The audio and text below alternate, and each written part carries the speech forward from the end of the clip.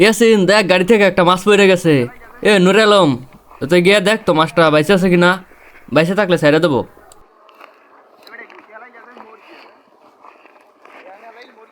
Wow, শিং মাছ গাড়ি থেকে পড়ছে। এটা আমি বাঁচাবো, বাঁচায় পানিতে ফেলাই দেবো। ঠিক, আমরা এখন পানিতে যাবো। তো এইখানের একটা স্থানীয় কাকা বললো যে ওই সামনে একটা ড্রেন আছে, ওই জায়গা ওইখানে তোমরা যাও, গিয়ে ওইটা মাছটা ফেলাই দাও। আর আমাদের দেখলাম মাছের পেটে বোধহয় ডিম ছিল, এর জন্য ভাবলাম যে মাছটা ছাইড়া দিই। পারবো না। তাহলে মাছটারে বাঁচানোর জন্য আমরা ড্রেনে ফেলাবো, তাই তো? তাইলে আমরা চলে এসেছি ড্রেনে। ড্রেনে যে মাছটার এখানে জেতা আছে? গোপালগঞ্জ এলাকাটায়, ঠিক আছে, নদী নালার খাল বিল নাই বেশিরভাগ, তার জন্য আমরা ওই অল্প দেখেন, অল্প পানি, বেশি না পানি। মাছটাকে বাইসে আছে, একটু দেখাও তো দর্শকে। মাছটা কিন্তু বেঁচে আছে, এই যে দেখেন, একটু ছেড়ে দাও। দেখছো না?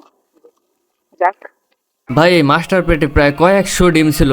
আর আজকে রাত্রে এই মাছটা মারা যেত, যেহেতু বাজার করে নিয়ে যাইতেছিল ওই মাছটা পড়ে গেছে দেখে আমরা বাঁচাইতে পারতেছি। ভালো লাগতেছে যে আমরা এই মাছটা এবং তার পেটের কয়েকশো ডিমকে বাঁচাতে পেরেছি।